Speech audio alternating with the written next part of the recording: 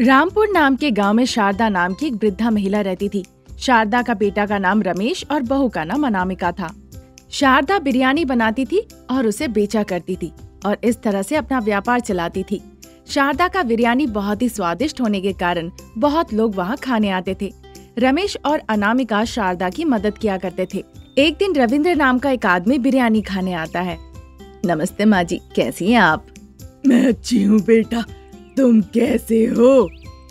मैं हफ्ते में कम से कम एक बार आपकी बिरयानी खा लेता हूँ। घर पर भी मेरे परिवार को आपकी बिरयानी बहुत पसंद है, नहीं तो नखरे करते हैं। बिरयानी आपका बहुत स्वादिष्ट होता है। बहुत खुशी हुई सुन के।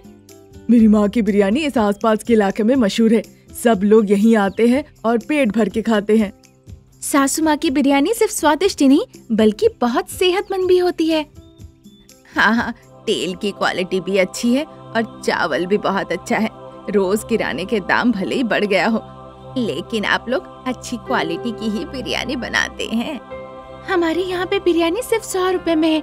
कई लोग यहाँ आके खाते हैं। लोगों की खुशी के लिए मेरी सासू माँ ने दाम घटाया नहीं। बाजार में तेल, मसाले, सब्जियों के दाम कितने बढ़ गए हैं, फिर भी हमने अपने बिरयानी के भाव नहीं बढ़ाए। हमारे यहाँ पे अच्छी बिरयानी सिर्फ आपको 100 रुपए में मिलेगी। हाँ, इस स्वादिष्ट बिरयानी के लिए कितना भी दे दे काफी नहीं है। ठीक है, 4 बिरयानी पार्सल कर दो, मुझे घर ले जाना है। फिर रविंद्र बिरयानी पार्सल लेकर घर चला गया, लेकिन रविंद्र की बातें अनामिका सोचती रही। जब सासू माँ नहीं थी तब वो अपनी दिल की बात अपने पति से कहती है।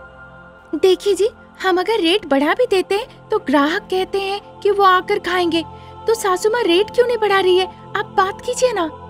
ठीक है, मैं माँ से एक बार बात करता हूँ। उस दिन रमेश हिम्मत जुटा के अपनी माँ से इस बारे में बात करने जाता है। माँ, सभी चीजों की भाव बढ़ गई है, लेकिन आप बिरयानी का भाव क्यों नहीं बढ़ा रही है? जरा सोचिए माँ, सब्जियाँ, तेल, सबके दाम बढ़ गए हैं। अभी भाव बढ़ा देते हैं तो भी अच्छा रहेगा। इस बारे में एक बार सोचो माँ, इसमें कोई गलती नहीं। देखो बेटा, अगर भाव नहीं भी बढ़ाते हैं हमें कोई नुकसान नहीं हो रहा है। हमारी बिरयानी बिक रही है, हमें चिंता करने की जरूरत नहीं। अगर भाव बढ़ा देंगे तो जो लोग ले रहे हैं वो लेना बंद कर देंगे, फिर हमारा धंधा चौपट हो जाएगा। आप इस तरह कहकर कितने दिनों तक चलाएंगी सासू माँ? बिरयानी का भाव बढ़ाएंगे या नहीं, ये आप मुझे आज तो साफ साफ बता ही दीजिए। देखो बेटा, ये व्यापार मैं बहुत समय से कर रही हूँ। किसी हालत में मैं इसका भाव नहीं बढ़ाऊंगी।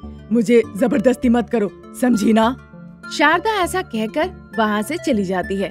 फिर अनामिका को बड़ा गुस्सा आ जाता है। सासू माँ ने उसकी बात नहीं सुनी, इसलिए उसका दिमाग खराब हो जाता है। वो रमेश को कड़क 2-4 बातें भी सुना देती है और फिर गुस्से से मार भी देती है। अरे अरे, तुम मुझे इस तरह मार क्यों रही हो? मैं तुम्हारा पति हूँ।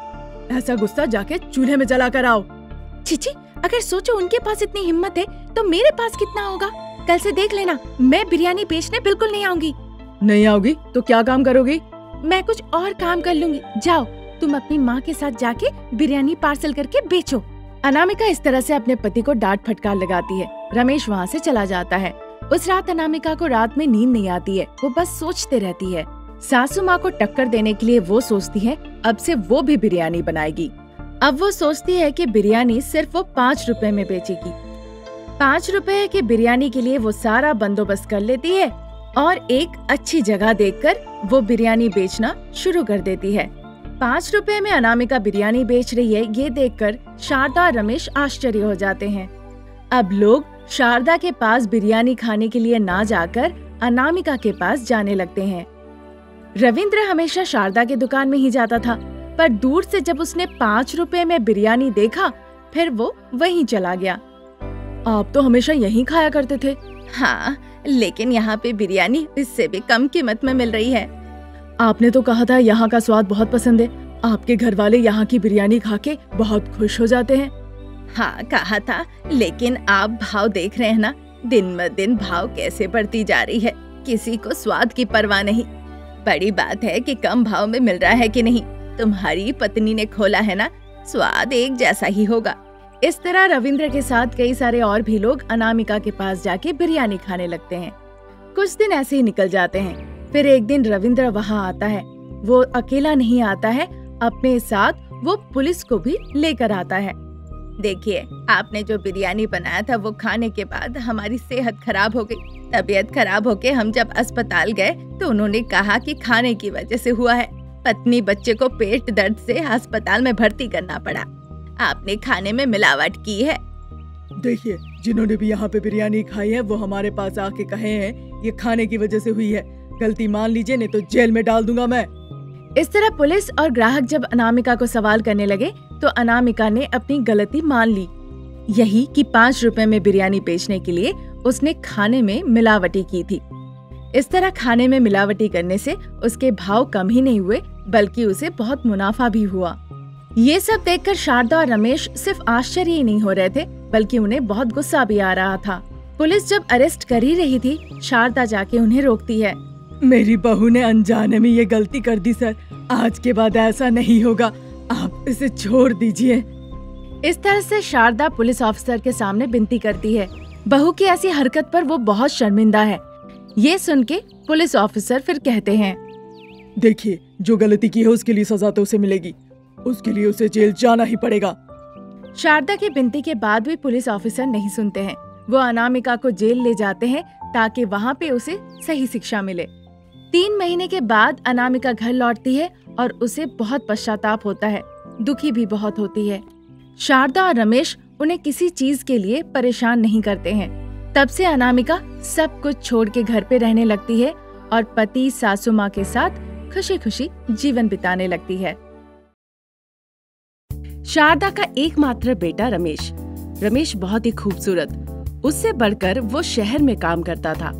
अब क्योंकि शादी की उम्र हो गई थी, इसीलिए शारदा बेटे के लिए रिश्ता देख रही थी। ये पता चलते ही शारदा के एक दूर के भैया कहते हैं, ये क्या कर रही हो बहन, तुम रिश्ते देख रही हो, इस बारे में हमें कभी नहीं बताया।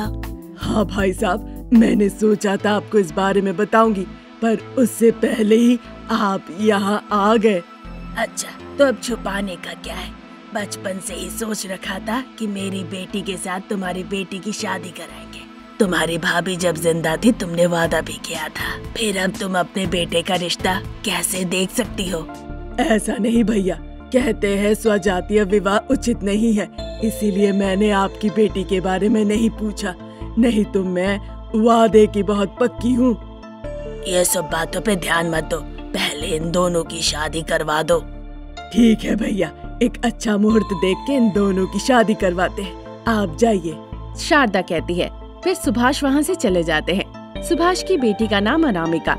अनामिका काफी लंबी थी, साधारण उच्चता से 2 फीट ज्यादा लंबी थी अनामिका। फिर 1 हफ्ते के बाद शारदा अपने बेटे रमेश को लेकर सुभाष के घर जाती है। हाँ भाई साहब, अपनी बेटी को बुलाइए, काफी दिन हो गए उससे देखे हुए। शारदा कहती है। फिर सुभाष अपनी बेटी अनामिका को बुलाते हैं। बेटा अनामिका, चाय ले आना, मौसी आई है। सुभाष के कहे अनुसार अनामिका चाय ले आती है हॉल में। उसकी लंबाई देखकर सासू माँ और बेटा दोनों ही आश्चर्य हो जाते हैं। बाप रे, इसकी उच्चता इतनी ज्यादा क्यों है? ऐसा नहीं दीदी, बचपन से ही कराटे और एक्सरसाइज सीखी है ना मेरी बेटी, इसीलिए इसकी हाइट इतनी अच्छी हो गई। पर सुभाष की बातें सुन के रमेश बहुत आश्चर्य हो जाता है। माँ, एक बार बाहर आना, बाहर आओ ना, कुछ कहना है। भैया 1 मिनट, मेरा बेटा कुछ कहना चाहता है। ये कहकर दोनों बाहर चले जाते हैं। क्या हुआ, इस तरह बाहर आने क्यों कहे? अगर मैं ना बुलाता तो मेरी जिंदगी बर्बाद हो जाती। उसकी लंबाई देखी आपने, कैसी दिख रही वो, मैंने तो कभी ऐसा नहीं देखा कहीं। मैं रहा नाटा, उसके बगल में खड़ा हो जाऊंगा तो अजीब दिखूंगा। मुझे ये रिश्ता मंजूर नहीं, पता नहीं, मुझे डर लग रहा है, तुम कहीं हाँ ना कह दो। चलो यहाँ से, चलो माँ। अरे मैंने तो पहले ही वादा कर दिया है तुम्हारी इनकी बेटी से शादी करने का। इतनी दूर आके अगर ना कहेंगे तो सम्मान मिट्टी में मिल जाएगा। ऐसी बहुत जोड़ियां हैं जिनकी पत्नी लंबी होती है पति से, ये कोई बड़ी समस्या नहीं। और अगर अभी तुम ना कह दोगे तो तुम देख लो, मैं खुद के साथ कुछ ना कुछ कर बैठूंगी। मैं तुम्हें ये बात मुंह पे कह देती हूँ। इस तरह से वो रमेश को धमकाती है। फिर रमेश कुछ कह नहीं पाता। कुछ दिनों के बाद रमेश और अनामिका की शादी हो जाती है। शादी में जो भी रिश्तेदार वहाँ पर आए थे, उन दोनों की जोड़ी देखकर सभी लोग मजाक उड़ाने लगे, जिस वजह से रमेश बहुत दुखी हो गया। इस शादी से मेरी इज्जत मिट्टी में मिल गई। जो भी लोग शादी में आए थे हम दोनों की जोड़ी देखकर मजाक उड़ा रहे थे। अगर मैं इसे शहर ले जाता हूँ तो हर दिन मेरे लिए जहन्नुम बन जाएगा। रमेश बहुत अपमानित महसूस करता है। 2 दिन निकल जाते हैं। रमेश को अनामिका के साथ बिल्कुल मजा नहीं आ रहा था। उसके साथ पराया जैसा बर्ताव कर रहा था। इस तरह कुछ दिन निकल जाता है। रमेश शहर जाने की परिकल्पना करता है। ये देखकर अनामिका कहती है, आप कहाँ जा रहे हैं, वो भी बिना बताए? यहाँ रहूंगा तो नौकरी चली जाएगी, इसीलिए शहर जा रहा हूँ। आप शहर में रहेंगे तो मैं यहाँ क्या करूँगी? पत्नी हूँ मैं, मुझे भी शहर लेके चलिए। अनामिका जब कह ही रही थी तभी शारदा वहाँ आके कहने लगती है, हाँ ये तुम्हारी पत्नी है, इसके बिना तुम शहर कैसे जा सकते हो? बेटा अनामिका तुम भी तैयार हो जाओ। 1 मिनट, मुझे इसे अपने साथ नहीं ले जाना है। तुम सिर्फ सीढ़ियों के बिना मकड़ी के जाल हटाने लायक ही हो, समझी? सिर्फ इतना ही नहीं, ऊपर से डब्बे उतारना, पेड़ से फल तोड़ना, बस इसी के लायक हो तुम। अगर मैं तुम्हें शहर ले जाता हूँ तो मेरी इज्जत मिट्टी में मिल जाएगी। तुम यहीं रहो, मैं कभी कभी आके यहाँ मिल लूंगा। बाय। ऐसा कह के रमेश बैग लेके चला जाता है। अनामिका बहुत दुखी होती है और वो रोने लगती है। सासू माँ, ये मेरी गलती है कि मैं इतनी लंबी हूँ। ईश्वर ने मुझे ऐसा ही बनाया, तो मैं क्या करूँ? मैं देख रही हूँ शादी के दिन से ही इनके मन में मेरे लिए थोड़ा भी प्यार नहीं है। मुझसे ठीक से बात तक नहीं करते हैं। अनामिका की ऐसी बातें सुन के शारदा कहने लगती है, बुरा मत मानो बहू, एक न एक दिन तुम्हारी अहमियत का एहसास होगा, तुम देख लेना। इस तरह समझाती है।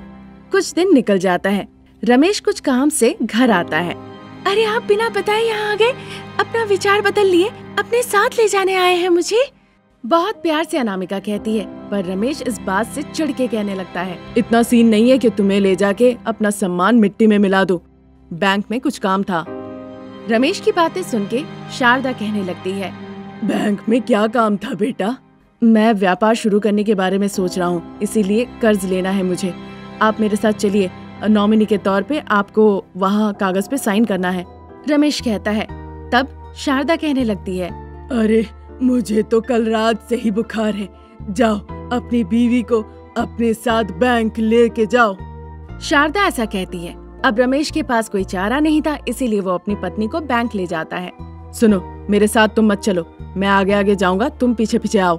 इस तरह वो बैंक जाते हैं। फिर वहाँ से पैसे लेके जिस गली से वो आ रहे थे वो बहुत ही सुनसान था।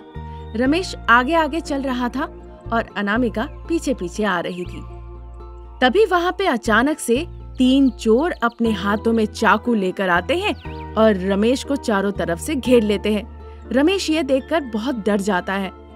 कोई है, कोई है, बचाओ, हेल्प हेल्प। रमेश इस तरह से चिल्लाता है। वो चोर रमेश पे हमला करना शुरू कर देते हैं। ये देखकर अनामिका दौड़ते हुए आती है और उन चोरों की बहुत अच्छे से धुलाई करती है। तब रमेश को अपनी पत्नी की उच्चता की कीमत समझ में आती है। अनामिका, माफ कर देना, इतने दिनों तक मैंने तुम्हें पत्नी का सम्मान नहीं दिया। आज मुझे तुम्हारे लंबे होने की अहमियत समझ में आई है। आज तुम ना होती तो मैं ना होता और ये पैसे भी ना होते। सच कह रहा हूँ अनामिका, इतने दिनों तक मैंने तुम्हारा बहुत असम्मान किया है, बहुत दुख पहुँचाया। मुझे माफ कर देना अनामिका। अरे आप कैसी बातें कर रहे हैं? अपने पति की रक्षा करना तो हर स्त्री का धर्म है। इस तरह क्षमा मांगते हुए अपने पति को देखकर अनामिका माफ कर देती है। तब से रमेश अनामिका के साथ बहुत प्यार से पेश आने लगता है और हर जगह वो अपनी पत्नी को गर्व के साथ, सम्मान के साथ पेश करने लगता है।